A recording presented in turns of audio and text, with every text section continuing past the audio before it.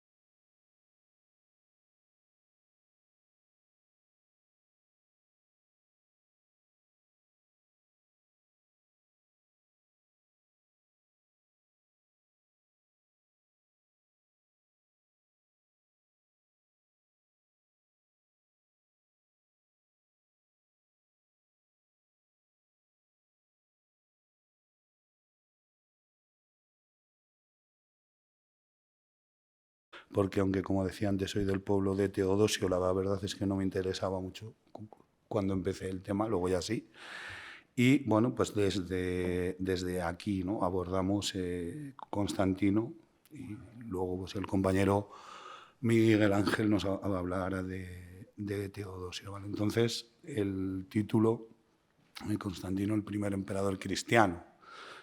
Lo he estructurado de esta manera. El problema de las fuentes. He optado por poner mucha letra, aunque bueno, daré discurso que no nos haga leer tanto, aunque sí que creo que es importante meter especialmente algunos textos de Eusebio de Cesarea, porque para mí es un héroe, ¿no? Hacerla o crear el modelo de emperador cristiano, que fue lo que hizo desde el 337 hasta que se muere, en la vida de Constantino, con todas las idas, venidas, con todas las dificultades que tiene asociadas a la cuestión religiosa, donde yo creo que él se considera sobre todo el jefe supremo de la religión, y dentro de ello también el de la cristiana, y ya cuando se acerca más al cristianismo se da cuenta que eso es un desorden enorme, porque unos creen que el padre es una cosa, el hijo es otra, los otros no sé qué, le salen los donatistas enfadados porque están eligiendo a gente que en la última persecución, o sea, a gente para obispo, que en la última persecución doblegaron ante el paganismo, ¿no? Hay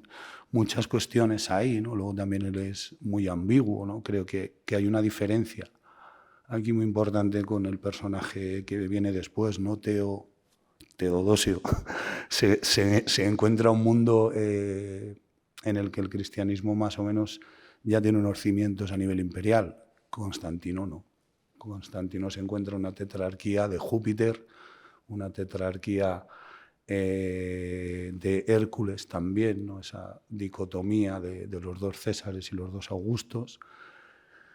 Y él parece ser que no tiene mucha convicción en estos dos, pero sí en un Dios que, vamos a ver, he elegido una moneda de su muerte y de su ascenso a los cielos, porque creo que nos muestra bastante bien esa cuestión que es el sol invicto, ¿no? Y que al final va a guiar siempre, y Eusebio de Cesarea va a tener siempre que ir combinando, ¿no? La idea del Dios de los cristianos, la idea de lo que ya desde Nicea podemos decir que es el catolicismo, con esa idea de Constantino, ¿no?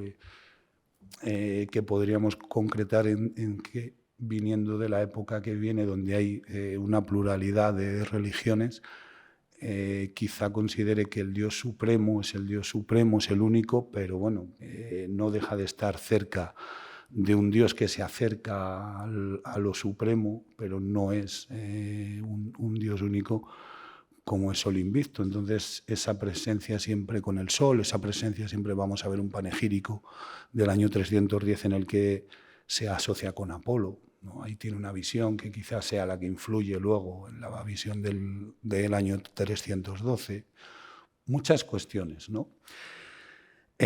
Comenzamos con el problema de las fuentes. Yo ahora, bueno, pues como decía antes Javier, estoy más en el mundo de la educación, estoy haciendo mi segunda tesis, estoy trabajando el pensamiento histórico y su aplicación al aula, ¿no? Y entonces me lo paso muy bien cuando cojo autores como Eusebio y veo la complejidad de la tarea, intentar analizar cómo podían llegar a establecer todo lo que establecían cuando el tejido es tan inconexo, ¿no? Porque aquí hay muchas veces inconexiones grandes. Vamos a ver cómo al final quiere dejar el poder en manos de 4, o sea, como una tetrarquía. No he podido poner una imagen que me encanta, que es un medallón, porque no he encontrado una que me pareciese que no saliese con calidad, donde hay 2 sucesores en mayor tamaño y 2 en menor, si eso no es una tetrarquía, ¿no? Pero él precisamente se carga la tetrarquía y Eusebio entonces alardea de que la mejor es una monarquía con un único rey, posiblemente aquí entre el único Dios y su representante en la tierra, ¿no? Entonces, vamos, se complica esta cuestión, ¿no? Desde muchos puntos, ¿no?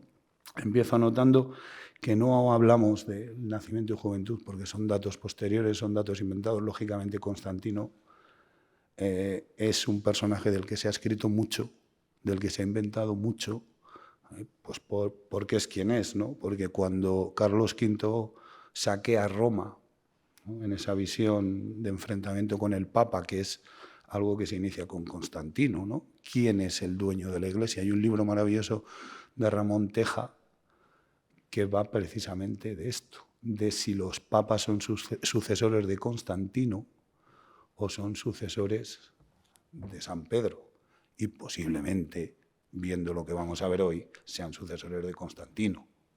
¿no? Porque al final él es el que hace aquellos primeros concilios que llamamos imperiales en torno al donatismo. Él se sienta en una silla de oro en el concilio de Nicea y fuerza que haya una solución celebrada por Eusebio, pero que luego vamos a ver que es ficticia. Como saben, el arrianismo y todas estas cuestiones van a llegar hasta el mundo visigodo en España, ¿no? O en la península ibérica. Entrar en llamar España al periodo visigodo nos puede suscitar dudas, ¿no? Algunos. Entonces, bueno. Gobierna desde el 306, pero es cierto, ¿no?, que desde el 312-13, ¿no?, parece que hay un aumento de opiniones sobre él, de asientos, quizá por esa batalla de Puente Milvio y ese giro constantiniano que nos dicen que, en mi opinión, sí que existe. Desde ahí vamos a ver datos concretos de esta época que nos hablan de que efectivamente él dice que es cristiano ya. O sea, no sé por qué hay dudas. Entiendo que Zósimo, un autor pagano, que es anticristiano totalmente, diga, no, se convierte en el 326 porque pasa una cosa, muere ahí hasta el apuntador en la Casa Real y él se da cuenta de que los augures y los sacerdotes paganos no pueden solventar esto, pero el cristianismo, ¿cómo lo perdona todo? Pues sí, ¿no? Y él dice, pues es aquí, ¿no? Bueno, yo creo que hay mimbres anteriores, aunque vamos a ver siempre esa dicotomía, especialmente con el Sol, aunque también con Victoria y con más. Decía antes lo del arco, ¿no? Va el Papa con Carlos I, le enseña el arco y tal. Curiosamente, en ese arco no hay ni una mención al cristianismo, pero es el arco de Constantino. Entonces, como es el arco de Constantino, es el arco de quien es. Y estamos hablando del poder papal y del poder terrenal político encarnado por el emperador, ¿no? Entonces, tiene esa conexión, pero ya nos muestra esa ambigüedad constantiniana, ¿no?, de que no hay referencias. Hay referencias, pues, a Diana. Hay, por ejemplo, creo recordar una adoración a Diana que sería una Virgen del Pilar. O sea, el antecedente está en un Betel, por ejemplo, viene de ahí la imagen de Diana, o sea, de la Virgen del Pilar, ¿no? Cosas así, ¿no? Entonces, bueno, no creo que sea prudente hablar aquí con todos los temas que tiene y con los días que podríamos estar charlando de esto, por falta de fiabilidad de la juventud. No sabemos ni siquiera cuándo nació exactamente, 272, 275, hay quien lo lleva hasta el 280, ¿vale? Y bueno, pues las fuentes cristianas fundamentalmente nos ofrecen lo que pongo al final, un pensamiento estático y un pensamiento unitario que no se debe de corresponder con la realidad, pero es que hay que crear, como decía antes, y Eusebio lo hace, esa imagen, y ya los sucesores, pues lógicamente van a continuar ahí. Es también llamativo que algunos paganos hablen bien de él, ¿no? Esto de Teodosio no pasa mucho. Entre las fuentes principales aquí, pues bueno, Lactancio y el sueño, y de Eusebio nos va a interesar, bueno, pues la vida constantiniana, pero también la historia eclesiástica, y es curioso que no cite el sueño antes, ¿no? Entonces, bueno, desde aquí, pero también nos van a interesar mucho algunas actas porque nos dan datos y sobre todo el discurso a la Asamblea de los Santos, que quizá se dé en un concilio concreto, pero no hay seguridad, ¿vale? Respecto a las fuentes paganas, Zósimo, como decía antes, porque nos va a desvelar algunos datos muy interesantes, en especial del año 326, y porque siempre tiene esa otra visión contraria a lo que es el movimiento cristiano, ¿no? Y luego destacar los panegíricos, esas loas en grandes momentos que cuentan con el beneplácito del emperador y que nos van a ir dando datos del pensamiento de Constantino, ¿no? Y el del 310, insisto mucho en él, y bueno, las controversias, monumentos, arqueología, y en arqueología incluyo la numismática, porque van a ver cómo es la principal fuente, sin querer cargar mucho de fotos, pero sí que pongo ahí unas cuantas que me parecen interesantes, ¿no? Nace, como decíamos, 272, 275, como decía Santiago Castellanos en una conferencia en March, llega al poder ya talludito, dice, porque tiene más de 30 años, ¿no? 35, por ahí. Entonces, esto es importante porque da un golpe, no llega legítimamente, ¿no? Es hijo de un militar que sí, llega a ser César en esa tetrarquía, luego llega a ser Augusto en el 305, pero que muere un año después, ¿no? Y ahí es donde aprovecharemos. Luego la cuestión de la madre, de Helena, una estabularia, una posadera a los ojos de Ambrosio de Milán, Ambrosio ya en la época de Teodosio, ¿no? Pero bueno, un origen humilde. He puesto unas breves notas sobre ella al final, pero vaya por delante que sobre todo también refleja cómo actúa Constantino con todos. Cuando hay interés, acudimos al personaje, entonces la hará co-Augusta junto a su mujer, aunque la mujer muere luego 2 años después, pero va a cobrar notoriedad sobre todo con lo que da, de hecho, la festividad de la arqueología, el Día de los Arqueólogos, que es Santa Elena, ¿no? Por aquel descubrimiento de la cruz, sus intervenciones creando iglesias en Jerusalén, en Tierra Santa, ¿no? En general. Y luego, pues bueno, nos hablan de una serie de matrimonios, ¿no? Que van anclando relaciones, el padre Constancio Cloro, pues bueno, con la hija de Massimiano, vamos uniendo aquí tetrarquía de alguna manera, ¿no? Y convive con varios hermanos. Año 305, bueno, pues ese ascenso, y la tetrarquía, como saben, no tenía ese carácter de sucesión en la familia, aunque realmente sí en los ilíricos, ¿no? En los emperadores de la antigua Yugoslavia. Aquí está lo que hace Diocleciano, bueno, vale, no es mi hijo, pero es de mi tierra, ¿no? Más o menos lo que intentó hacer aquí. Entonces, bueno, es relativo, ¿no? No hay consanguineidad, sí, pero hay otras cosas, ¿no? Constantino en ese periodo, de lo poco que sabemos de él es que había estado actuando, había estado haciendo algunas operaciones militares en Oriente, y ahora parece ser que está con su padre, que bastante tarea tiene con los pictos en el norte de la isla de Inglaterra, ¿no? Ahí en Britania, y bueno, fallece el padre un año después de ser nombrado Augusto, y para Lactancio pues es el día más feliz para todo el mundo, el día del fallecimiento de Constancio Cloro. No porque muera él, sino porque las tropas en la misma ciudad, en York, en Eburakun, deciden que Constantino pasa a ser emperador. Y esto es muy interesante porque rompe de alguna manera, bueno, no de alguna, ¿no? La sucesión, el orden de sucesión de la tetrarquía. 20 y pocos años después empezamos a poner el final a la tetrarquía, ¿no? Y es precisamente con una decisión de las tropas, ¿no? Y a partir de aquí vamos a ir viendo cómo va a haber una serie de movimientos. La muerte de Galerio quizás sea el último en el que ya la tetrarquía queda en duarquía con Licinio y después en monarquía, que es lo que Eusebio dirá que es lo mejor en este mundo porque no hay disputas por el poder.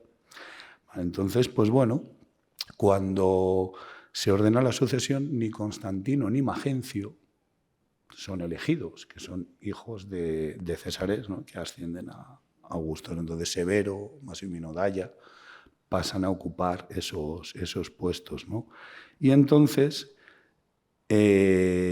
Constantino, pues cuando llega al poder, lo primero que hace es decir a el Augusto más poderoso que es Galerio, ¿y ahora qué hacemos? Porque yo soy Augusto. Y aquí empieza el conflicto, ¿no? Pero cuando empieza el conflicto tenemos que tener en cuenta una cosa, que hay una vacante.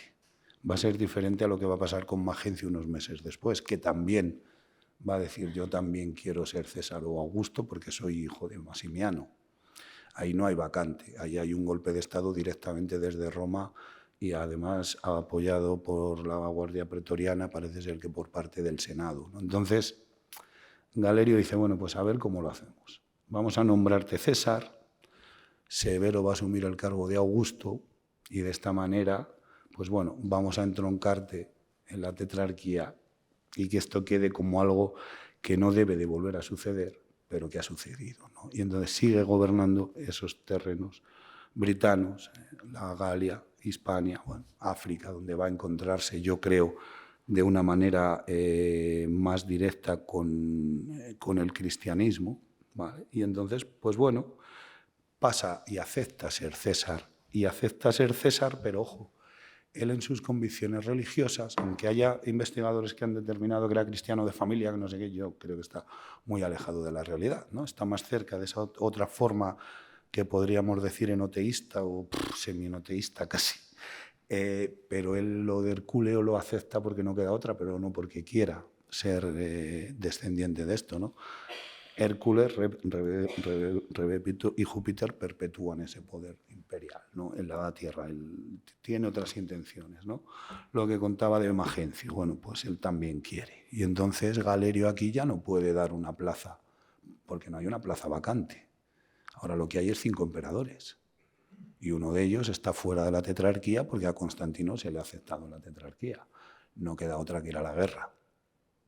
Y entonces Galerio dice a Severo que se tiene que enfrentar. Y Severo fracasa. Y Severo fracasa y da otro paso más en el fracaso de la tetrarquía, ¿no? Porque de repente Magencio se queda en el poder. Claro, entonces, ¿cómo hacemos esto? O sea, ¿cómo podemos encauzar esto? Pues aparece un antiguo Augusto que no se quería ir, al parecer, no como Diocleciano, que es Maximiano, y dice que voy a ayudar a mi hijo Magencio a que se perpetúe en el poder. Y Constantino, muy hábil, estamos en esta parte occidental, rápidamente se mueve y dice, venga, pues yo me caso con Fausta, con tu hija, y así hay una unión ya de familia. Y entonces, bueno, pues vamos hacia adelante, ¿no? Antes había tenido un hijo que es Crispo, que es muy importante aquí, tanto por cómo participa en las luchas contra Licinio, como después de qué forma muere tan cruenta a manos del emperador, en algo que todavía no está, vamos, no vamos a saber nunca, porque todavía no está claro la causa real, aunque se apunta algunas, como veremos luego, ¿no? Entonces, bueno, Maximiano nombra a Augusto a su yerno, porque lógicamente, bueno, pues ahora somos familia, ¿no? Y entonces hay un panegírico en este año, en el 307, que nos dice, no, hombre, es que alguien que ha sido Augusto, aunque se haya retirado, lo es para siempre, y entonces, ¿cómo no va a poder nombrar Césares y Augustos, ¿no? Si ha tenido ese poder, ¿no? Entonces garantizamos todo esto, ¿no? La dualidad Júpiter-Hércules, pero lo que anoto al final, ¿no? Aparece la ideología relacionada con el dios Sol aquí, que le agrada más a Constantino cuando nos dice, bueno, que su padre ascendió en un carro a los cielos. Va a ser frecuente a partir de aquí que los emperadores asciendan en un carro. En un carro que en el caso de Constantino, como dice Eusebio, algunas veces estará tirado por sus 4 Césares y todas estas cuestiones, pero es el carro del dios Sol, ¿vale? en el que estamos entrando. Y aquí Diocleciano no se muestra contento. Y entonces decide que hay que hacer una conferencia en Carnuntum. Y lo que hace es decir, no, Constantino, tú tienes que ser César, que es lo que te corresponde, y aparece un personaje que se llama Licinio, y a Licinio, que no ha pasado por César, lo proclamamos Augusto. Nos vamos complicando solos, ¿verdad? Con tanta decisión, al final estamos mandando la tetrarquía al carajo desde quien la ha creado, ¿no? Sin pasar por César, somos Augusto. Licinio, va a ser muy importante para Constantino porque va a ser el siguiente apoyo, va siempre apoyándose en quien va a derrotar. Va haciendo acuerdos, va derrotando, le interesa ahora aquí, allí, entonces va a ser un personaje importante, ¿no? Entonces, bueno, parece que tenemos una estabilidad ficticia, como decía antes, pero entonces se nos muere Galerio, el Augusto que en teoría podríamos decir que era más senior, ¿no? Y aquí ya nos encontramos con que se nos ha ido al garete totalmente todo esto, ¿no? A partir de aquí, bueno, o dejando esto aquí y volviendo a tomarlo luego, porque entiendo que la política es importante, pero más importante es la religión en el caso que nos ocupa, pero como creo que van entrelazadas, como es lógico, porque va el poder en juego, pues vamos a ir intentándolo combinar, ¿no? Nos hablan, y esto es muy importante, decíamos antes lo del 306, ha llegado al poder, y hablábamos antes de que ya Constantino se queda contento cuando dicen en aquel panegírico que su padre ha subido en el carro al cielo, ¿no? Y que entroncaba con el dios Sol. Bueno, pues veamos, ¿no? Lactancio, como siempre arrimando el asco a los suyos, al cristianismo, dice, lo primero que hizo Constantino en calidad de Augusto fue restituir a los cristianos su culto y su dios. Mentira. Porque eso lo hizo Galerio, el mismo que perseguía, o uno de los que perseguía fue quien hizo el primer edicto, y el edicto de Milán no existe. Es una reunión de la cual salen edictos que se reparten por las ciudades, pero no se ha pasado como el edicto, ¿no?, de Milán, la reunión de Milán. Vale, entonces, bueno, el año 310, el panegírico, o sea, un texto en el que Constantino va a estar de acuerdo con lo que se dice porque es una loa para él. Nos hablan, fíjense, ¿no? Pues según creo tú, Constantino, viste a tu dios protector, a Apolo, quien acompañado por Victoria te entregó coronas de laureles, cada una de las cuales lleva el auspicioso símbolo de 30 años. Apolo cabe relacionarlo con el sol, cabe relacionarlo con Helios. Muchas veces tiene una corona de radios, vamos a ver después a Constantino con una corona de radios en algún momento determinado también. Entonces estamos viendo, ¿no?, cómo se acerca a esas deidades supremas para él, que no son Hércules y que no son Júpiter, cómo se aleja de esa visión ideológico-política de la tetrarquía, y él opta por un dios más o menos único, por lo menos el principal. Quizás sea una de las claves de su asociación al cristianismo, ¿no?, el dios sumo, el único. Entonces, pues bueno, partimos de aquí. En el 310 venera a Apolo, venera a ese dios relacionado con el sol, y en el 311, cuando Galerio dice que puedan volver a ser cristianos y construir sus lugares de reunión, pero sin hacer nada que altere el orden público, Constantino no firma y ya está en el poder. ¿Y por qué no lo hace? Si puede hacerlo, ¿no? Si está en el poder, esto se firma por Galerio. En un edicto que, bueno, si lo leyésemos un poco más extenso, viene a decir que son unos cansinos y que entonces que hagan lo que quieran, pero sin alterar el orden público. Y aquí entra otra de las cuestiones que son importantes para entender cómo funciona la política religiosa de Constantino. El pontífice máximo, el que debe de velar por la religión en el imperio, es el emperador. Y entonces, por esto, marco en negrita, sin hacer nada que altere el orden público. Haced lo que queráis, pero no molestéis, que os dejamos, ¿no? Ya pasó con los judíos en el siglo I, ¿no?, cuando se prohíbe y los judíos insisten y al final dicen, bueno, venga, pero no os metáis en líos, ¿no?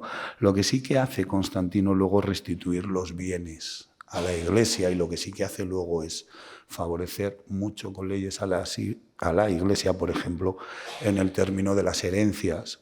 Cuando no hay sucesor, puede pasar a la Iglesia, cosas así, o en cuanto a la descarga de impuestos o tal. Pero quien firma por primera vez la tolerancia es Galerio, un antiguo perseguidor de los cristianos. La última persecución, verían ayer, que se iniciaba en el 303, ¿no? Entonces, bueno, vamos a poner las cosas en su sitio, ¿no? Ahora tenemos una situación diferente, ¿no? Y ahora tenemos a Magencio, un usurpador, hijo de un Augusto, a Constantino, un usurpador, hijo de un Augusto, pero consentido porque había una vacante, ¿no? Y en el otro lado tenemos a Licinio, aquel que pasó a ser Augusto por decisión de Diocleciano sin pasar por César.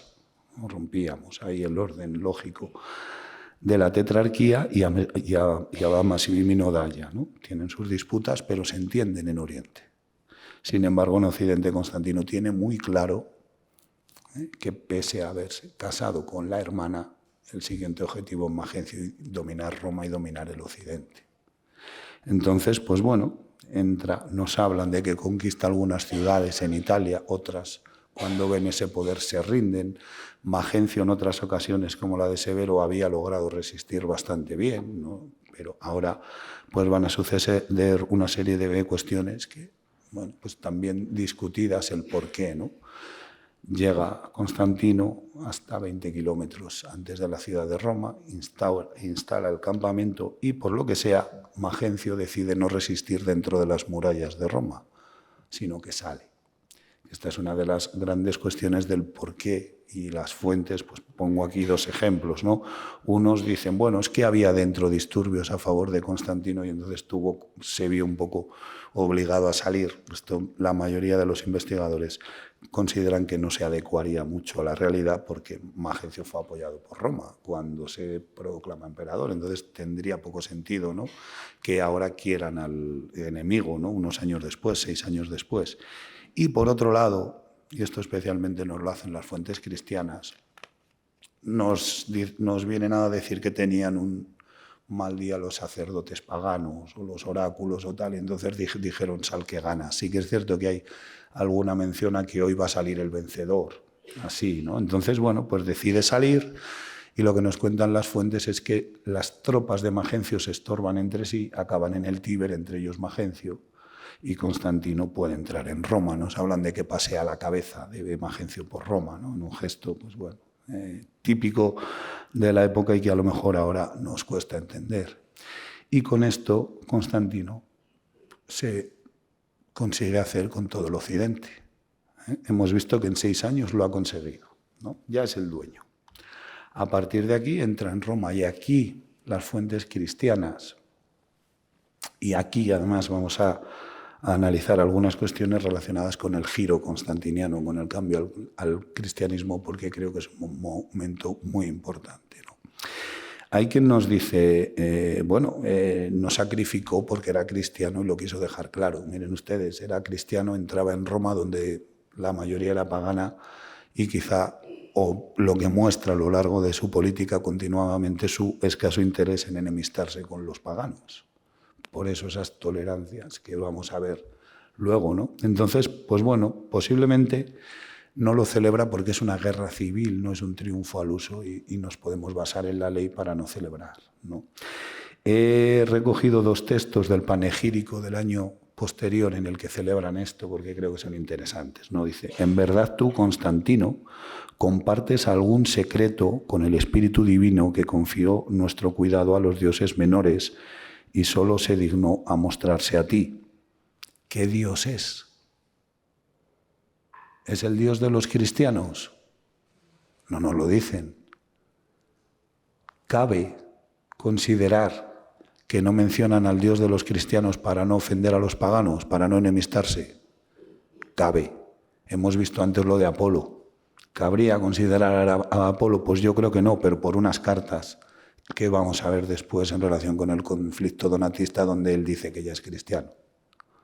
Vale, pero no menciona, posiblemente en señal de respeto y en señal de prudencia porque no quiere enemistarse con los demás. El ejército posiblemente, fijo, era en su mayoría pagano. Qué ganas tenemos, ¿no?, de que se me subleven precisamente por un tema como este, ¿no? Y otro texto, algunos se atrevieron a exigir que te detuvieras y a quejarse de que te dirigieses con tanta prisa al palacio, y no solo te siguieron con la mirada cuando entraste, sino que por poco irrumpen en la zona sagrada de palacio. Porque hizo un itinerario evitando pasar por lugares emblemáticos para el paganismo y evitando ese sacrificio que, como digo antes, está plenamente justificado desde la perspectiva legal. Entonces, pues bueno, como pongo aquí, ¿no?, la situación del cristianismo es muy precaria, es la primera vez que uno se atreve con todas las consecuencias, ¿no? Y entonces, pues bueno, no convendrá decirlo en voz alta, ¿no?, para que nadie se entere, pero sí que es cierto que es la primera vez que tenemos algún dato que nos puede llevar al giro, a la conversión, a la creencia de que Constantino ya tiene claro que la religión verdadera es el cristianismo, ¿vale? Y bueno, dentro de esa ideología que ya comentaba al principio de aceptación de múltiples formas religiosas, bueno, pues hay que considerar su época y no la nuestra, ¿no? Y no nos debe de considerar un dolor de cabeza el estimar que un emperador pueda ser cristiano pero aceptar el resto de las religiones, porque al final era muy romano, ¿no? Cuando hacemos arqueología hay veces que nos encontramos una inscripción a un dios romano en el mismo yacimiento que que contaba antes, hay unas termas a Fortuna de los balnearios, ¿no? Fortuna Balnearis. Estamos encontrando materiales de 2, 3, 4 siglos antes en el mismo lugar. Quizá tenía allí algún reflejo ya en relación con la sanación, cambia el nombre. Muy cerca tenemos una fuente de agua termal dedicada a Eboracul, que debería de ser un dios indígena de los celtíberos, ¿no? Entonces, bueno, vivimos en esa conexión donde quizá Roma saca mucho más de las religiones de Occidente, de Oriente, perdón, ¿no? Y de allí llegan las mistéricas y llega el cristianismo, pero también extiende esa forma, ¿no? de sincretismo, de conexión y de respeto, como veíamos antes que nos decía Galerio, siempre y cuando no se perturbe el orden público, ¿no? Y en ese sentido pues cabe, ¿no? Aceptar esas ambigüedades también, ¿no? Otro ejemplo, esta gran estatua, ¿no? Que parece ser que se encarga en el 312-313 y que según Eusebio, y he marcado en negrita algunas cuestiones, ordenó poner de inmediato la señal del sufrimiento redentor en la mano de su efigie, y una vez que le añadieron en la mano derecha la señal salvadora y colocaron la estatua en el sitio más concurrido de Roma, ordenó poner la siguiente inscripción en latín. Y nos habla, lógicamente, otra vez de sus cuestiones religiosas sin citar más allá, ¿no? Y hablando del Senado y del pueblo y todas estas cosas. Pues se da la circunstancia de que la arqueología ha encontrado 2 manos derechas en el lugar y que Eusebio dice una vez puesta la mano, si nos fijamos, ¿no? Y una vez que le añadieron en la mano derecha la señal salvadora, posiblemente ese cambio se hizo mucho después, aunque la imagen pudiera ser original, ¿no? Eusebio está jugando aquí, a lo mejor, con datos que él conoce, que transmite. Tenemos que tener en cuenta que la mayoría de los datos que cojo son de la vida constantiniana, que la empieza cuando fallece el emperador. Entonces, bueno, ¿es una prueba de cristianismo esta colosal escultura que seguro que hemos visto todos en Roma? Tal, pues no. Porque si hay 2 manos, si Eusebio nos habla de las manos, si hay poder de cambio, y si estamos diciendo que no quiere contrariar a los romanos, pues quizá no. Vamos a ver luego cómo los templos que hace se hacen fuera de la zona principal. No sé si alguien ha ido andando alguna vez desde los Foros hasta San Juan de Letrán. Yo como pardillo también fui una vez. Fui y volví y se me pasó una tarde entera. Letrán está muy lejos, ¿no? Y es la Real Catedral de Roma, ¿no? Y Letrán empieza con él, ¿no? Dentro de lo que hace Letrán, ¿no? Entonces, bueno, ¿qué podemos decir de la estatua? Pues bueno, además es que menciona, luego sigue con el lábaro, el símbolo cristiano, el estandarte, que lo tenemos en la moneda que está encima de la estatua. ¿Vale? Aquí he puesto el lábaro, que se ve algo mejor, porque luego hablaremos de él. Y aquí está también con el lábaro, pero hay una victoria alada, ¿no? Esto va a ser frecuente. Yo qué sé, se me ocurre ahora el nacimiento del delfín de Francia en pleno siglo XVIII, y allí reciben al delfín, al hijo del rey francés, la sabiduría, no sé qué. Todo está plagado siempre de símbolos paganos, ¿no? Que los hemos convertido, hemos ido convirtiendo, ¿no? Nosotros en Segovia tenemos los jardines de la granja, donde la mitología se puede interpretar en clave jesuítica, ¿no? Y no deja de haber mitología, ¿no? Entonces, estamos en esto, ¿no? Quizá la mano pertenece ya a un momento en el que él se considera el amo, ya se atreve a tomar medidas a favor de los cristianos de una forma más contundente. Pues yo creo que es muy prudente afirmar que sí. Y entonces retiramos esta parte de aquí, ¿no? Y el gran momento, ¿no? El sueño. Y lo que nos dice Lactancio y lo que nos dice Eusebio. Eusebio en su primera obra no menciona el sueño. La segunda sí. ¿Vale? Entonces, Lactancio además la sitúa antes de Puente Milvio, que es lo que nos ha llegado, ¿no? Esa noche, y dice que todos marquen ese símbolo que es como una X y luego además una vertical con un ligero aspa y tal. Bueno, Eusebio nos dice, no sabemos bien cuándo fue el sueño ni hacia dónde iba. Vamos a ver estos 2 textos, ¿no? Entonces, bueno, cuestiones también que nos sitúan ante algo que invalidaría considerar que fuese en esta época, ¿no? Sobre la muerte de los perseguidores se escribe en 315 y con el beneplácito del emperador, claro. Y nos dice, bueno, se acercaba el aniversario del día en que Magencio, porque encima Magencio pierde en ese aniversario, ¿no? en el que asume el poder, ¿no? Entonces nos dicen, en sueños Constantino fue exhortado a colocar la señal celestial de Dios en los escudos y dar comienzo a la batalla. Obedeció las instrucciones y señaló a Cristo los escudos, cambiando la posición de la letra X y doblando la punta superior. Pertrechado con esta señal, el ejército tomó las armas. Un ejército compuesto por paganos es difícil que asuma esto. Hemos visto una imagen anterior, vamos a ver ahora una de la columna de Arcadio también que nos aclarará un poquito los símbolos y todas estas cosas. Eusebio, que no lo voy a leer entero porque es bastante más largo, nos habla primero de que vio en el cielo con sus propios ojos una señal triunfal de la cruz, superpuesta al sol y hecha de luz, y junto con ellas las palabras «con esto vencerás». Recordemos el panegírico, recordemos su visita a Apolo y recordemos una visión, porque este sí que habla de una visión diurna y lactancio no. Y luego nos dicen, mientras dormía, claro, él pensaba, ¿qué quiere decir esto, no? Mientras dormía, se le apareció Cristo con la señal que había aparecido en el cielo y le ordenó hacer una copia de la señal y usarla como protección contra los ataques del enemigo. Y Eusebio nos dice que ni sabe cuándo fue ni sé hacia dónde iban, dice así como iban hacia alguna parte, no lo busco ahora, ¿no? Entonces, bueno, nos está también diciendo que en algún momento pasó esto, ¿no? Pero no en Puente Milvio, ¿no? Entonces pongo aquí de la rotundidad del Lactancio al intento de despejar dudas de Eusebio. ¿Por qué pongo el intento de despejar dudas de Eusebio? Porque Eusebio, que lo escribe después, si lo leemos bien, parece que está diciendo, hombre, está dudando la gente de esto, pero si lo ha contado el emperador, ¿cómo vamos a dudar del emperador?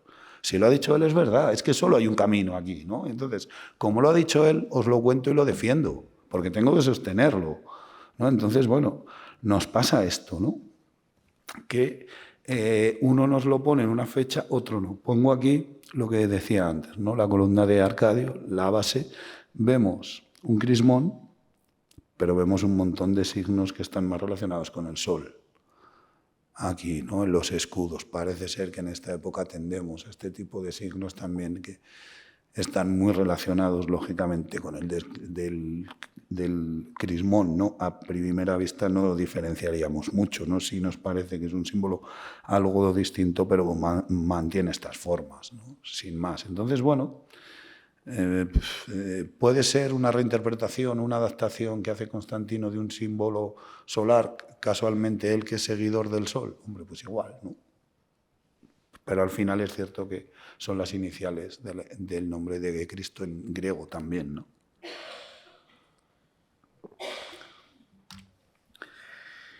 Luego nos aparece una descripción del lábaro de este estandarte y Eusebio nos da a entender que se usa desde ya. Vamos a ver cómo aparecen las monedas mucho después, en el 327, ¿no? Nos habla incluso de algunas cosas que he subrayado al final, así como el de sus hijos. En este momento, Constantino solo tiene a Crispo, no tiene más hijos, no pueden aparecer los retratos de más hijos porque no lo sabía, luego sí. En la época en la que empieza a aparecer en las monedas sí hay más hijos, ¿no? Entonces es un anacronismo claro que nos remite a que estas cuestiones pues hierran, ¿no? En estas cuestiones, ¿no? Ahora, eso sí, la carta de Anulino, que lo vamos a ver luego, que es un pagano, es un alto cargo de África, en relación a la querella donatista, pues aquí sí que dice que es un ferviente cristiano. Esta sería la prueba más sincera de que efectivamente en el 312 se ha producido el giro, porque lo dice él y lo dice en ese momento, nuestras cartas que se conservan casi todas por Eusebio, ¿no? Entonces, bueno, empieza a haber movimientos, haces así iglesias como lo que comentábamos antes de Letrán, ¿no? Iglesias que parece, unos dicen que no las hace en la zona centro por no perturbar ese mundo pagano y otros dicen que las hace en donde hay terrenos imperiales. Bueno, hay cada uno, ¿no? Yo creo que puede haber una conexión entre las dos partes, ¿no? Pero fíjense, en este momento en el que se está declarando cristiano, nos hace monedas con esta efigie. Él y a su lado el sol invicto. No es el Dios de los cristianos, es el sol invicto. Sigue ese juego, ¿no? Apoyado en las religiones paganas, pero apoyado en un Dios que está más cercano a un culto que podríamos decir único, ¿no? Aunque no es único, ni un enoteísmo tampoco, ¿no? Luego lo del arco y lo que comentábamos antes de Carlos V y el Papa, ¿no? Bueno, pues él aquí refleja, y además lo hará con la connivencia del Senado, pues lo que sucedió, ¿no? Cuenta cuando la Victoria Puente Milvio, cuenta la Asamblea, ¿no? En el último de los 5 capítulos, se muestra como un sucesor de Trajano. Esto también va a ser habitual, ¿no? El óptimo es el óptimo, el buen emperador fue el buen emperador y todos tienen que ser como él, ¿no? Entonces, pues soy el libertador de la ciudad, he restituido la paz, ¿no? Entonces, pues soy como él, ¿no? Incluye escenas paganas, lo que decíamos antes de la Virgen del Pilar, ¿no? y Diana y cosas así. Incluye a la luna como diosa, incluye al sol invicto en los laterales, pero no hay imágenes de cristianismo. De todo esto marco aquí en negrita lo que creo, ¿no? Resulta una medida que toma, ¿no? Una forma medida y estudiada de tolerancia, pero no de exclusión. Ya que hay un edicto de tolerancia, vamos a comportarnos como tal, ¿no? Luego ya, cuando tengamos más poder, a lo mejor invitamos a que abandonemos los cultos, ¿no? Incluso prohibimos a aquellos que sean más sangrientos o más escandalosos, que es lo que hace, ¿no? A partir de aquí iniciamos una tercera fase. Somos los dueños de Occidente, nos hemos declarado cristianos y ahora nos vamos a lanzar a la conquista del conjunto, que para eso hemos venido, ¿no? Y entonces, pues lo primero que hacemos es mirar, a ver, ¿quién nos interesa más, Maximino Daya o Licinio? Pues Daya se muestra defensor de la tetrarquía, eso va en contra de nuestra idea de tener una monarquía única. Entonces vamos a pactar con Licinio, prometemos una boda después y tal, y bueno, hablamos de la libertad de culto, que Daya no era muy partidario de ella, y entonces, bueno, pues ahora sí, el gran cambio de este mal llamado Edicto de Milán, que es esta reunión, ¿no? Es que ahora sí que vamos a devolver los bienes a los cristianos. Pero ya hemos visto como Galerio antes ya había dicho que la religión cristiana era permitida, ¿no? Entonces, bueno, hacemos este pacto, y Licinio se ve fortalecido para derrotar a su colega en la zona oriental, que es Maximiano Daya, ¿no? Hemos visto cómo nos hemos apoyado en Magencio y nos hemos cargado a Severo, luego nos hemos cargado a Severo. Ahora nos apoyamos en Licinio, Licinio se carga a Daya, pues ahora que nos toca cargarnos a Licinio, ¿no? Y a eso nos vamos a dedicar los siguientes años, ¿no? Entonces, va a costarnos algo más, pero vamos a hacerlo, ¿no? De esta manera la tetrarquía va a pasar a ser una diarquía. Ya son 2 emperadores, uno en Occidente y uno en Oriente, ¿no? Entonces, pues bueno, hay además alguna jugada entre ellos. Os menciono aquí a Vasiano, ¿no? Que si queremos que dé un golpe contra Constantino, entonces vamos a tener al final argumentos, o Constantino va a encontrar argumentos para ir contra Licinio. Va a ir derrotando, pero no derrotas que sean decisivas y que lo eliminen, pero sí derrotas que hacen que Licinio se vaya recogiendo en el este hasta quedarse solamente con el territorio de Tracia. Es curioso en este periodo que cuando tiene que negociar una de las veces el rey de Persia, no lo haga con Licinio, que es el que controla esa frontera, lo hace directamente con Constantino. Nos habla de quién tiene el poder bastante aquí, aunque nominalmente, y aunque hay algunos acuerdos entre ellos, ¿no? Y aquí Constantino ya empieza a ver claro qué se va a hacer con el poder y que tiene derecho a suceder, ¿no? Lo que no le habían dejado con su padre, ¿no? La sucesión dinástica. Y entonces empezamos a hacer césares. Empezamos con Crispo, que va a tener mucha importancia en estos conflictos con Licinio. Continuamos con Constantino II, luego llegaremos a Constante, llegaremos a todos aquellos, ¿no?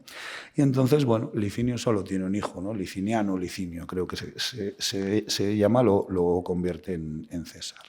Y lo que hace también Licinio es empezar a decir, bueno, pues yo voy a volver a creer en la tetrarquía y entonces en Júpiter y todas estas cuestiones, y ahí entra la Iglesia cristiana, porque estoy viendo que Constantino me come, y aquí en Oriente, y más en la parte que se había quedado él en Asia, hay mucho cristiano ya, hay más que en Occidente, entonces vamos a pelear contra ellos, ¿no? Y entonces, bueno, pues siguen ahí unos años hasta que Licinio es derrotado de manera formal. Y por supuesto lo manda a asesinar, al principio no, porque son cuñados, hemos quedado antes, ¿no?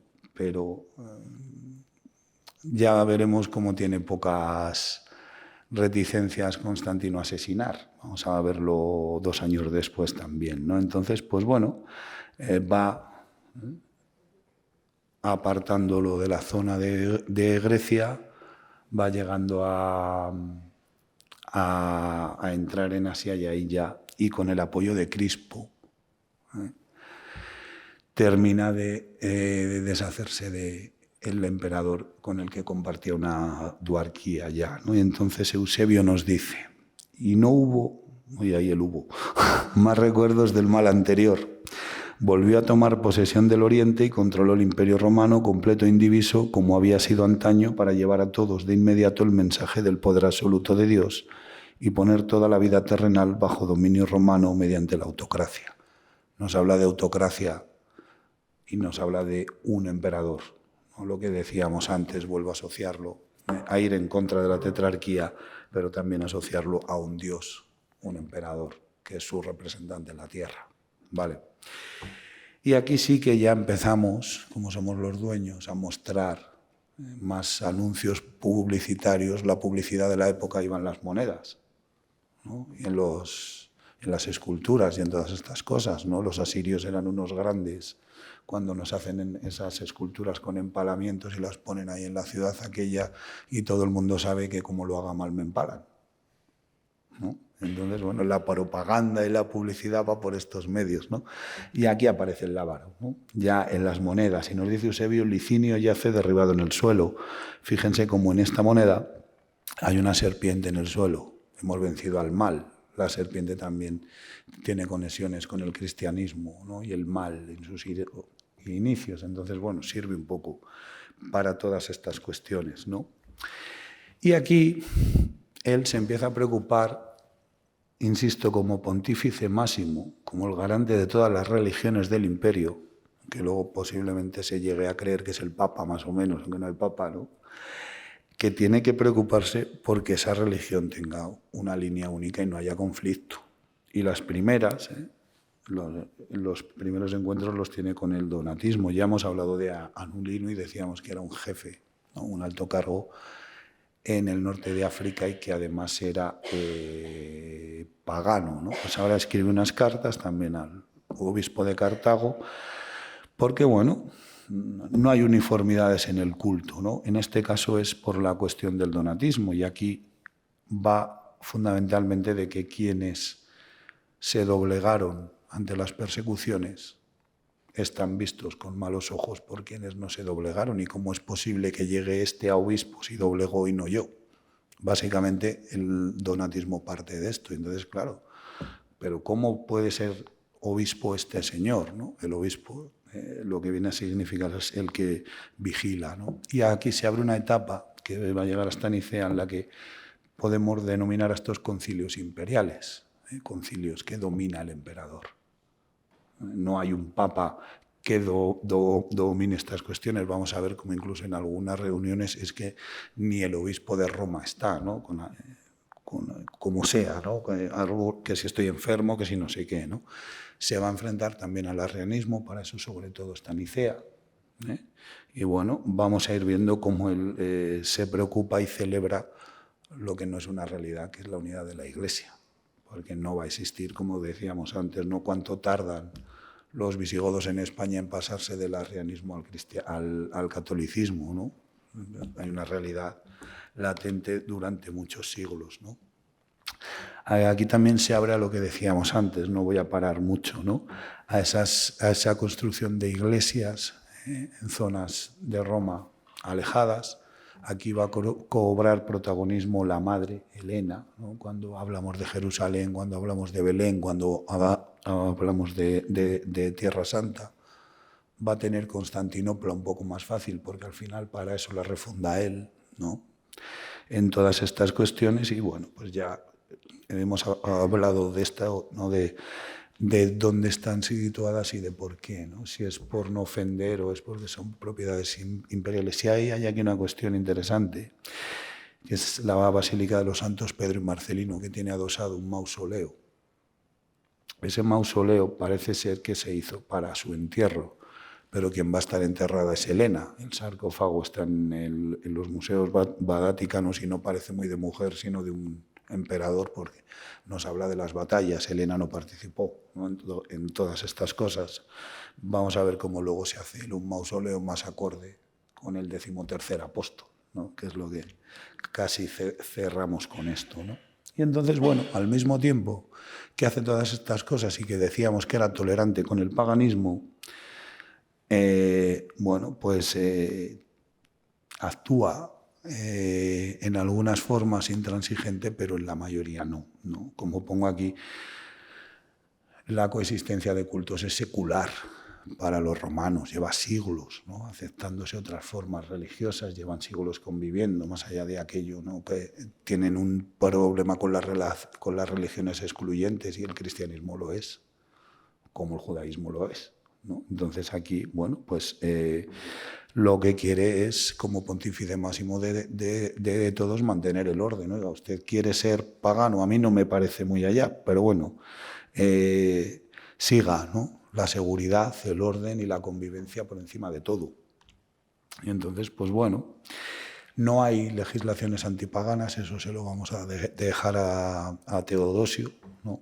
Cuando ya dice todo está mal. Pero bueno, hay muchas cuestiones, y aquí hay una cosa que decir. Se recogen fundamentalmente en el Código Teodosiano y en el Código Justiniano, pero se recogen los datos que interesan a quien escribe los códigos. Y es una pena, porque muchas veces se ha perdido el espíritu que lleva a esos encabezamientos de las leyes que nos justifican. No están. Y muchas veces por eso pues no podemos leer todas estas cuestiones tal cuales, ¿no? Hay aspectos pues como que hay actividades, no todas, que no se puedan hacer el domingo, y aquí hay discusión, ¿no? Es un respeto al dios Sol, ¿no? Es una cuestión que tiene que ver, bueno, hay una ambigüedad manifiesta casi siempre, ¿no? en él, ¿no? Y luego, pues bueno, veíamos antes una moneda del 313, ¿no? Con su socio de gobierno, que era el Sol Invicto, pues esto se va a mantener posiblemente hasta después del Concilio de Nicea. O sea, fíjense, ¿no? Todavía hay 12, 13 años aquí, ¿no? En el que él, bueno, pues va a tener esas formas de actuar. Otra cuestión aquí, ¿no? Renovador del mundo. Y renovador del mundo sugiere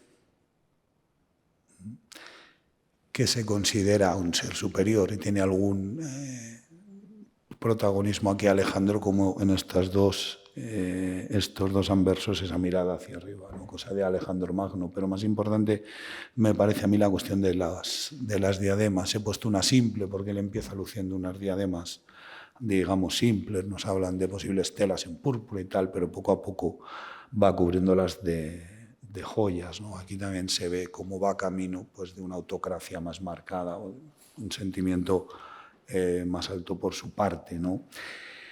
Eusebio, y esto va a ser difícil luego de entenderlo, la monarquía supera todas las demás formas de constitución y de gobierno, pues la anarquía y la guerra civil resultan más bien de una poliarquía basada en la igualdad de rango. Como digo, él quiere que sus sucesores sean 4, ¿no?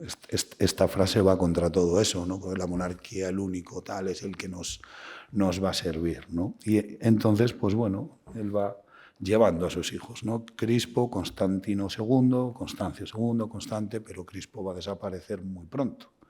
Y vamos a tener aquí una cuestión. Y otro aspecto que nos habla también de un traslado un poco en relación al Sol invicto es que cambia el invicto como epíteto por Víctor, ¿no? Pasa del invencible al vencedor, que bueno, pues tiene unas connotaciones como de que ya he vencido, ¿no? Al final podríamos decir. Y en estas, pues le interesa poner fin a la cuestión nicena, porque, y aquí cabría decir, hay autores que nos dicen, no, para él es un asunto menor lo de si el Dios y el Padre son consustanciales porque no es un cristiano que realmente, o sea, que tenga un conocimiento amplio sobre la religión, ¿no? Y hay otros que dicen, hombre, sí lo tiene, pero para él lo importante es que haya unidad por esa cuestión de ser el pontífice máximo y garantizar la seguridad y el orden, ¿no? Aquí hay cierta discusión. El caso es que convoca un concilio, vienen casi 300 obispos, casi todos de Asia, y por supuesto aparece un personaje de Córdoba que es Sosio, en el cual confía mucho él, un poco para dirigir las cuestiones, aunque Teodosio Constantino inaugura, Constantino dice de qué se tiene que hablar y Constantino va a decir a qué acuerdos hay que llegar, ¿no? Actúa conforme al poder imperial por encima del poder de los obispos, ¿no? Que lo va a justificar luego muy bien el amigo Eusebio cuando dice como si Dios lo hubiese erigido obispo común de todos. O sea, ya lo está poniendo a la altura de un papa, digamos, ¿no? Aquí. Entonces, bueno, pues discuten, concluyen y para Eusebio concluyen con una paz, con una victoria y entonces, bueno, como al otro año además celebra sus 20 años de acceso al poder y todas estas cosas, bueno, pues ya está, ¿no? Todos contentos. Eusebio nos habla de que participaron todos los obispos que estaban muy contentos porque habían vencido al enemigo, ¿no? Al final, Constantino algo que nos viene a decir es como si fuese el mal el que estuviese interfiriendo en esta disputa, ¿no? Y entonces ya se solventa, ya no va a volver a haber arrianos y pues eso, en esa fiesta de los 20 años vamos a ir todos los obispos, vamos a estar muy contentos y Eusebio nos dice que es la primera vez que la cristiandad tiene un jefe claro a la cabeza. Volvemos otra vez a esto, ¿no? ¿Cómo no se va a sentir el 13º apóstol al final, ¿no? Si va camino de todas estas cuestiones. Pero el arrianismo va a seguir, ¿no? Incluso va a readmitir a Arrio y luego veremos qué pasa con el bautismo también. Año 326. Hemos resuelto lo de la Iglesia, somos monarcas y ahora toca algo que es muy habitual en historia. Vamos a purgar la corte, porque hay algunos que no están muy de acuerdo con nosotros. Y entonces va a ser el final de Crispo, de ese hijo mayor que le había ayudado tanto en el campo de batalla y que parecía que iba a ser un digno sucesor, pero también de su esposa Fausta. Ha sido elegida coaugusta 2 años antes, como lo va a ser su madre Helena también, ¿no?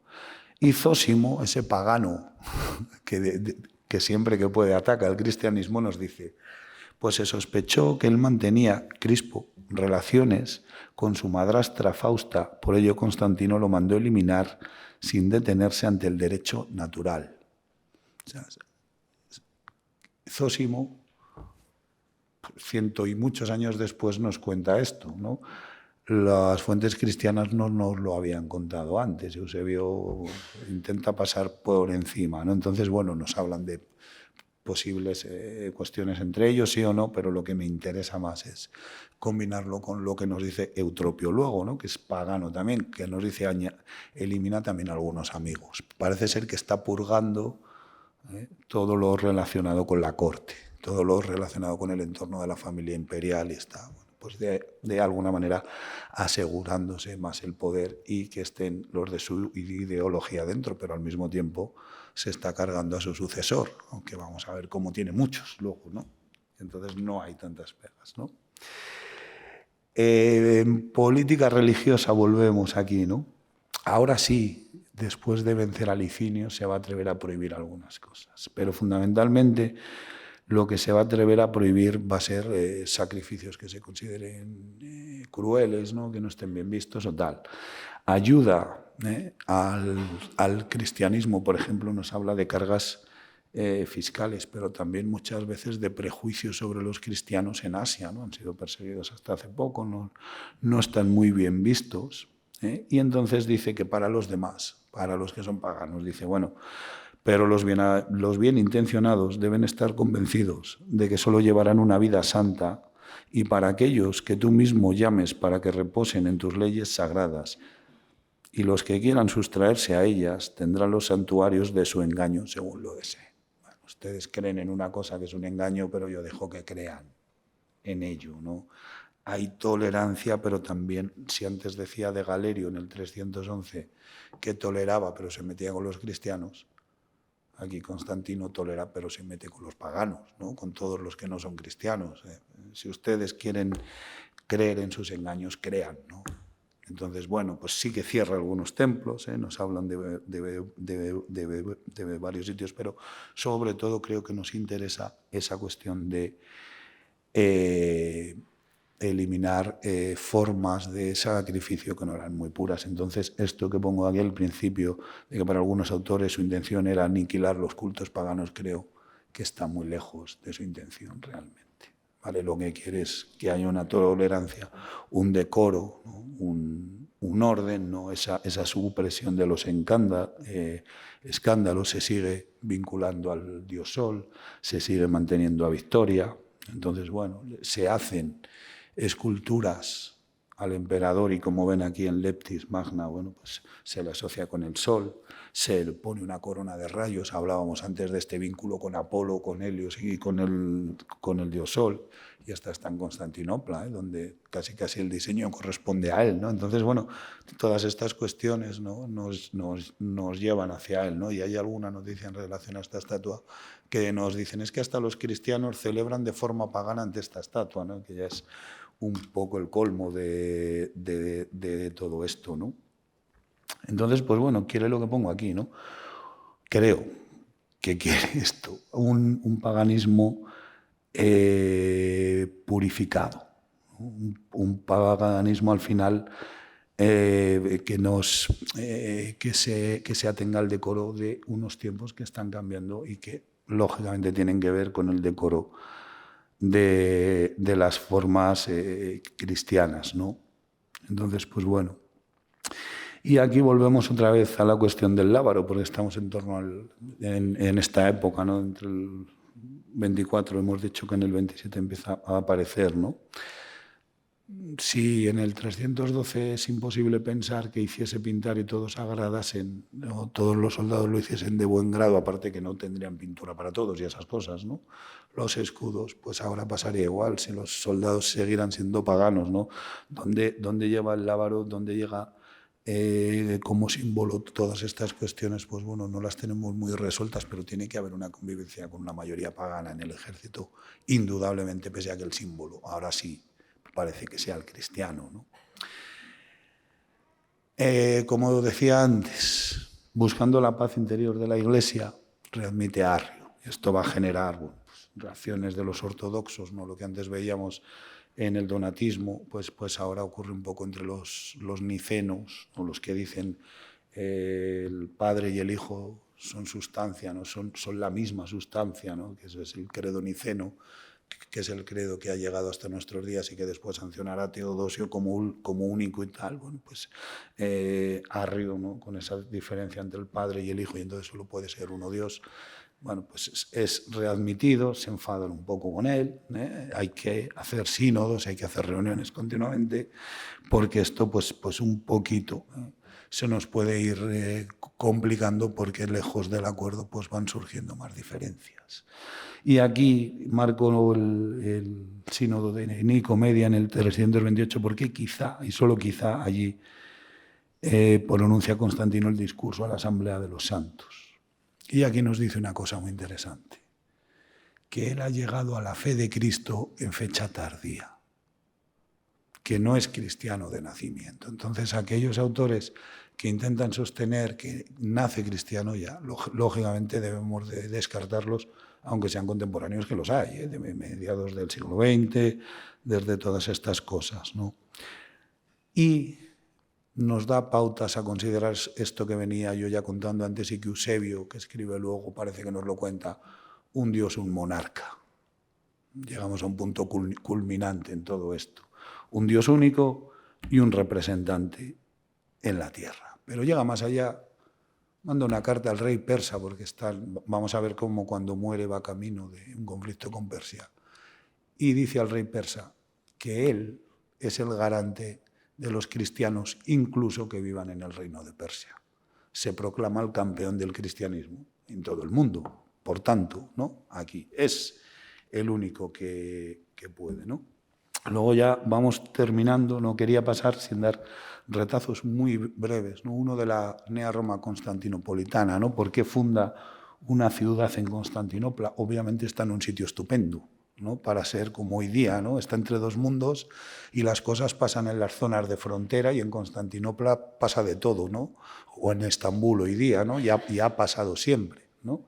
Entonces, pues bueno, elige un sitio para hacer una ciudad que algunos como Zósimo dicen que tenga el mismo peso, pero eso quizá corresponde a los emperadores posteriores. Él comienza a plasmar, inaugura en el 333, pero queda todavía mucho por hacer. Pero sí, dentro de todas estas cuestiones hay una que para mí es importante.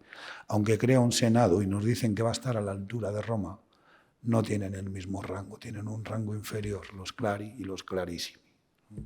Sigue Roma, aunque realmente tiene poco poder, y Constantino es uno de los que va poco por Roma, porque no es una ciudad de su agrado, porque además es como pagana, bueno, pero sí que respeta esas cuestiones, aunque sea de forma nominal, quizá, ¿no? Luego cuando llegue Teodosio van a decirlo, hombre, pero cuando cogemos poder en este Senado, ¿no? de Constantinopla y tal, ¿no?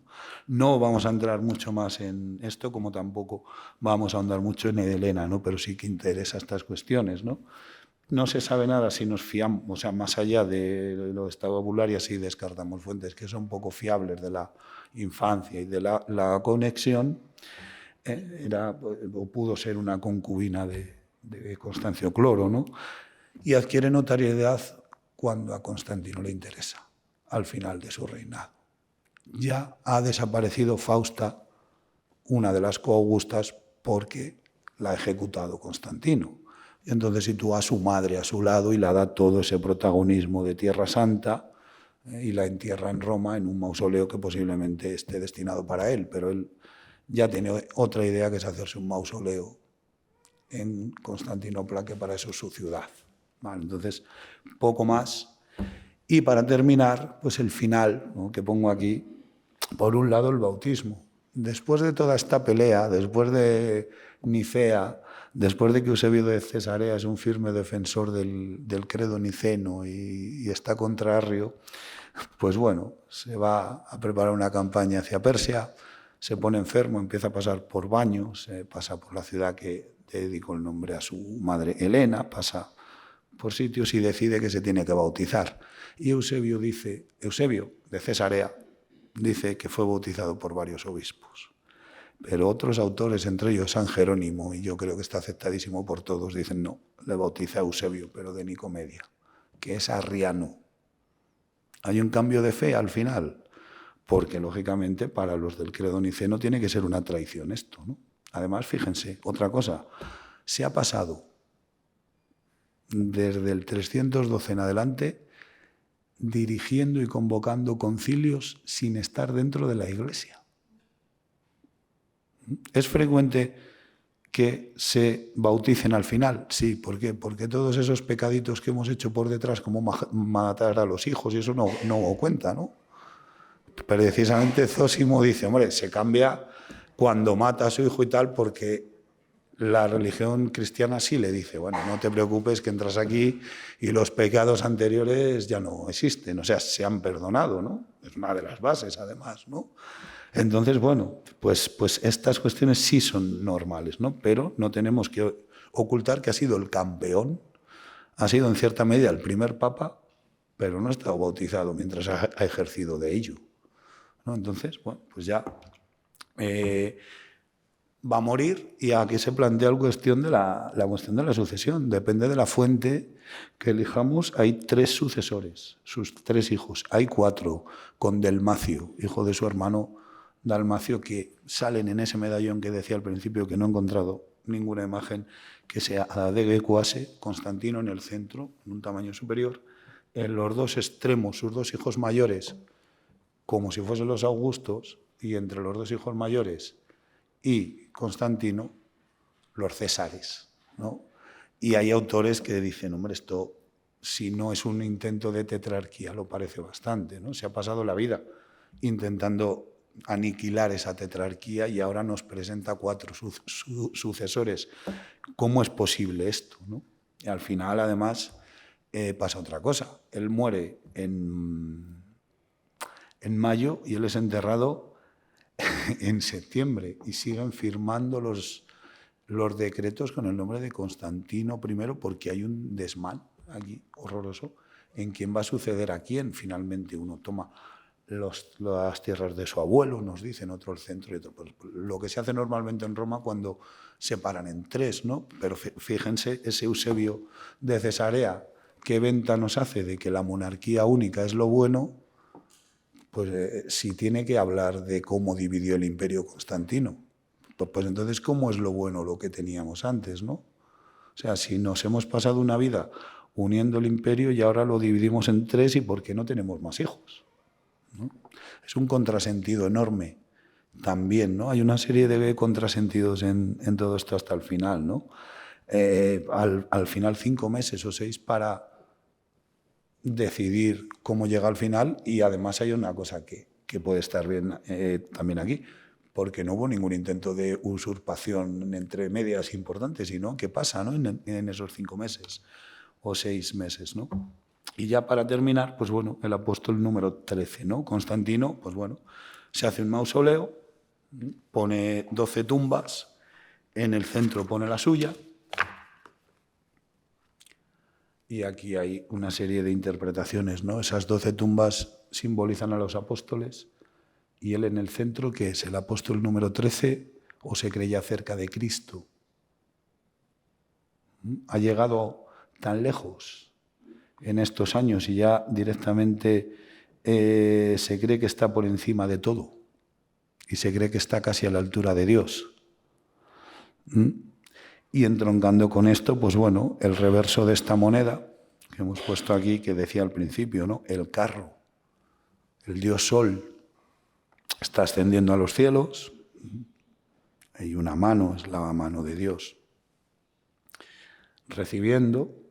Y esto además se le diviniza, como pasaba con los de antes y con lo que va a pasar, como lo que va a pasar con los de después, que se siguen divinizando y siguen siendo hijos de Dios luego, pero hijos de su padre Dios, que es el emperador. Aquí hay unos contrasentidos enormes con lo que es el cristianismo, ¿no? También porque estamos en esa fase de iniciación, ¿no? Pero bueno, pues de alguna manera lógicamente es cristiano porque él lo dice, ¿no? Y porque actúa algunas veces en beneficio dentro de la tolerancia, pero no perdamos de vista esa forma cristiana y la conexión con el sol invicto y con esta forma de entender el mundo en el cual la conexión, y esto va a ser, me estoy acordando ahora de las monedas de Franco, caudillo por la gracia de Dios. Constantino es caudillo por la gracia de Dios. En España nos ha llegado hasta el siglo XX muy entrado. Yo nací en el 76, no lo vi, pero monedas en casa sí había y eso, ¿no? La que ponía estas cosas. Entonces, bueno, haciendo un balance, podríamos concluir que efectivamente es el primer emperador cristiano, sin duda alguna, ¿no? Que ve una iglesia en la que posiblemente se fije también porque está muy organizadita, aunque no sean muchos, y en las ciudades hay un obispo, hemos visto antes casi 300 y no fueron todos, ¿no? Hay muchas comunidades, es un apoyo interesante desde algunos aspectos, pero él viene pues de estar enfadado por no suceder a su padre, pero eso entraba dentro del juego de la tetrarquía, con una convicción, una tendencia que no era rara en Roma después del siglo III, a una conexión con un Dios quizá más íntimo, que es el Sol Invicto, que va poco a poco desarrollando una fe. Yo no sé hasta qué punto por conveniencia personal y hasta qué punto por convicción personal, ¿no? Y creo sinceramente que tiene cierta convicción o mucha convicción, pero ya hemos visto que es un personaje de conveniencia, ¿no? Lo que decíamos antes, vamos cargándonos a todos, vamos apoyándonos en el siguiente que nos cargamos y se te acerca malo. Constantino viene, sal corriendo, ¿no? Y con su madre pasa parecido, y con su hijo Crispo, ¿no? Después de que toma protagonismo en las batallas, acaba aniquilado, y acaba aniquilada Fausta, y Helena pasa a ser importante al final por interés. Entonces es un tipo muy estratega, tanto en la política como en el campo de batalla, porque vemos como realmente es el invencible, no ha perdido contra nadie en todo lo que hemos contado aquí, ¿no? Unas veces ha ganado de más, otras de menos, pero siempre ha estado ahí, ¿no? Y en esa sucesión se encuentra con una iglesia que no está tan unida como él cree, o que él, dentro de su postura de emperador romano, considera que tiene que estar unida porque lo importante es el orden y punto pelota. Y ahí dedica mucho tiempo a esto, ¿no? Desde los donatistas hasta los arrianos y todas estas cuestiones, ¿no? Y al final llega casi a creerse que está por encima de todos, ya no solo como emperador, ¿no? Esta imagen del apóstol número 13 nos lo marca, ¿no? Si él quiere ser realmente el apóstol número 13, o realmente quiere acercarse cuando menos a Cristo y quiere estar por ello a la altura del Dios en el que cree y del Dios que está insertando en un imperio que lógicamente hasta hace muy poco rechazaba desde sus instituciones esa religión, y que desde nuestros ojos es excluyente, pero está claro que desde los de Constantino no, porque si no, no hubiese tenido esa tolerancia, ¿no? Y yo creo que con esto termino la exposición. Gracias. En dos cosas tontas. Yo no sé por qué he dicho que tú has hecho una tesis de acueductos. Me he dado cuenta yo también, ¿no? ¿Te has dado cuenta, verdad? Pues sobre Cuca. Por el acueducto de Segovia. Puede ser, puede ser. Y una curiosidad. ¿Eres muy católico? No. No. Es que lo de... trabajo en una universidad católica. Ya no. Estoy cerca. Eso es lo de menos. Si yo voy a otra cuestión. Lo de una tarde entera para ir de los foros a San Giovanni Laterano, si fueras católico pensaría, ha ido de rodillas y rezando el rosario. No. Porque tardar una tarde entera de los foros a San Giovanni y volver, por Dios. Hombre, es que iba viendo mis cosas. No, al no ser católico, pero digo, bueno, ha ido parando de bar en bar a tomar café. No. Y claro, ha llegado como una moto. Yo lo recuerdo como un horror. Te lo digo de verdad. Entre otras cosas porque vi cosas entre medias. Es una cuestecita de nada. No, yo lo vi larguísimo. 20 minutos de subida de cuesta y 10 de bajada. Iba a haber dicho. La vuelta se me hizo mucho más corta. Pero yo la ida entera de los foros San Giovanni, madre, ¿cuándo voy a llegar? Sí, es verdad. Pero está muy cerquita. Para mí no está tan cerca. Luego sí que es verdad que a la vuelta es como si me hubiesen quitado calles, ¿sabes? Sí, claro. Es como Toledo. El problema de Toledo es que todas las calles de Toledo son cuesta arriba. Pues no lo sé, pero yo lo recuerdo como un horror. ¿Tú recuerdas alguna vez haber bajado por una calle de Toledo? ¿A que no? Sí, hombre. ¿Tú recuerdas? Yo nunca recuerdo bajar una calle en Toledo. Y en Segovia subes, bajas. Es igual. Es siempre cuesta arriba.